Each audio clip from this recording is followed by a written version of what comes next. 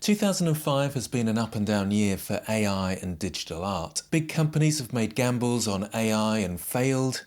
We've had a fair bit of backlash to a variety of AI created content, and many people think we're in the midst of an AI bubble economically. But with all this, AI development still seems to relentlessly move forward. We've had industry layoffs and digital artists are stuck in the middle, not knowing how long they'll be able to keep their jobs for, let alone new artists looking to start a career. So today I want to look at what's actually happening in the industry and why some big companies are struggling with AI. And if you're just starting out or you're a student, what should you actually be spending your time on, and is it still worth learning digital art or 3D art today? So there are some positives for digital artists this year. We've had some really good human-made art successes. One example, widely acclaimed by critics, is the recent Porsche holiday commercial. Porsche revealed in a social media post that the ad was a mix of hand-drawn sketches and CGI. It was made by Parallel Studio, an animation team based in Paris, and the public reaction was incredibly positive. There was also a campaign by another French company, Intermarché.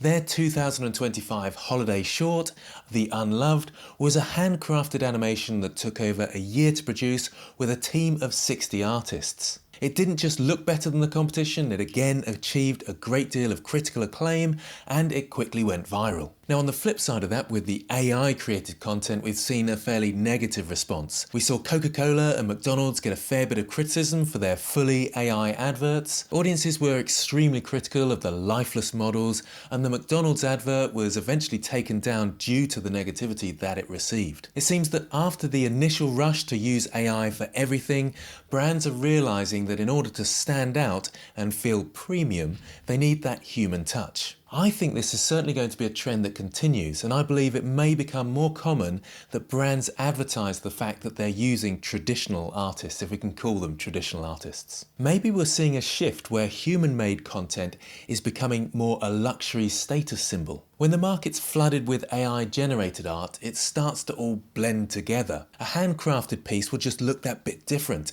It feels more premium because it's rare. For high-end brands, that human touch might be what it takes to make them stand out from the crowd. The games industry is another area where there seems to be an emerging battle. A possible contender for word of the year is slopification. With the flooding of storefronts like Steam with what look to be very low effort AI-generated assets, Steam now demands AI-created games identify themselves as such. So again, we're seeing the relentless push of AI that people aren't yet comfortable with, and although it might make some things easy to produce, it often means rushed, unskilled, low-quality outcomes that flood the marketplace. One of the biggest scandals in the last few months was the scandal of Clair Obscur Expedition 33. This was a critically acclaimed game, but it was actually stripped of its Indie Game of the Year and Debut Game Awards by the Indie Games Awards. The reason being that players spotted a few AI-generated textures in the background. Apparently they were just placeholders but weren't removed before the launch. Even though the developers actually patched them within just a few days, the Zero AI regulations were so strict that they lost their trophies.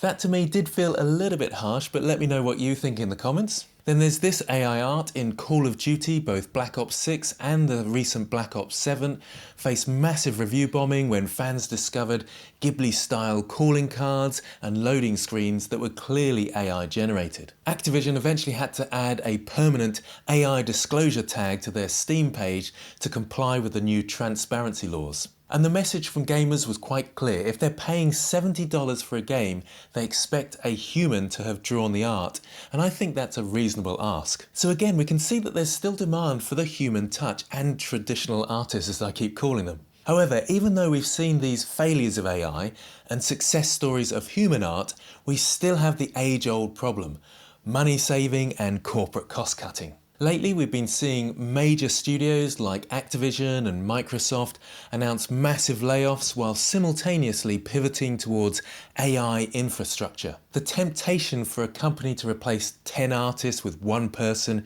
using AI is really huge. We've also seen Wizards of the Coast and Marvel using AI for promos and intros to save on time and budget, but they received the same kind of backlash and negativity, but companies are still doing it. I think they continue to do it in the hope that it will all calm down or the AI won't be noticed in their products. So what does this mean for artists trying to get into the industry, or for those that are currently working in the industry? Will there be jobs left or new jobs created? Is it still even worth becoming a digital artist? Well, in my opinion, yes, but what to focus on and how to get there may have changed. The AI as the do-everything dream is fading for the corporate companies that would gladly replace artists. And I do believe that companies are slowly realising that while AI is fast, it lacks the consistency and in many ways the quality at this stage. And there's also the debate around legal protection. Currently you can't copyright 100% AI art, which makes it a real liability for big companies. It's very possible that we'll move towards a bit more of the AI as co-pilots, so AI as a tool. For example, instead of AI trying to generate an entire character, particularly one that has interchangeable clothing or weaponry, and again, it's that kind of consistency that AI really struggles with, and the quality just isn't there with AI models just yet. Instead of AI trying to do all the character, we're more likely to see developers building tools for specific, more boring, repetitive tasks that make building a character quite slow, like retopology or UV unwrapping. So actually letting the artists create, but using the AI to speed up the process by doing those repetitive tasks. I do think it's going to be the combination of artists with AI tools that will speed up the workflow enough, but still keep the quality of the artist. We're also likely to see AI integrated into areas such as Gaussian splatting and photogrammetry. It's likely to speed up the process of scanning and converting these scans into models. And because of this, we're likely to see very realistic objects and environments, but it still needs the artist to clean them up, light them, and most importantly, integrate them into a story by using the right pieces in the right places. So again, we'll see AI doing that kind of repetitive manual jobs and the artist putting it together and doing the creative side, hopefully. But it will take time for the companies to realise they need the artists and to realise that AI isn't making up all the artist's role. In terms of things like those scanned assets, the easier it becomes, the more people take it on, and it might be a case that that realism from scanned objects becomes kind of cheap and overused. And it might lead to a push towards more stylized assets. So whilst lots of people will be able to prompt things like realistic urban landscape, creating a unique stylized world like Spider-Verse or Arcane still requires quite deep artistic intent and knowledge, in my opinion. So what does this all mean for the student or the professional looking to pivot into a digital art career? Well, these are the areas I think you should focus on. I think a high priority will be the foundations, knowing what makes good art and why things look good. A good, well-rounded knowledge of colour theory, anatomy and lighting. These are all areas that should stand the test of time. Then there's the understanding of visual storytelling, being able to express a narrative through your art.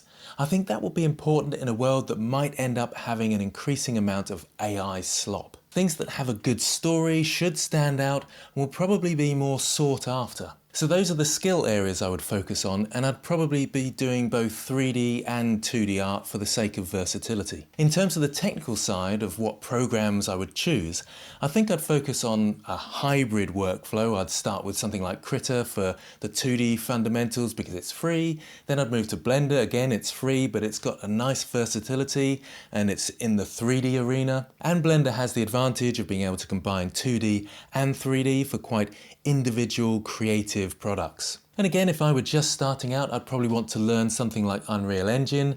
The real-time rendering speed and the way it can take high poly scans makes it suitable for both games and films. So I think those three programs, it doesn't have to be those, but those are the three I would choose. I think they'll certainly future-proof your skills for the direction the industry is possibly heading. I do still think there are a lot of opportunities out there, particularly for freelancers with high-level art skills in terms of the things I've mentioned above. It may also be that if you're willing to incorporate some AI into your workflow without just being a simple prompt engineer, then you'll probably be more hireable. There's obviously an ethical question there about how far you want to go using AI and what you feel is an acceptable use. I think that's a decision every artist has to make for themselves. Whatever you choose, I do hope that you do choose to stay within the artistic realms of careers.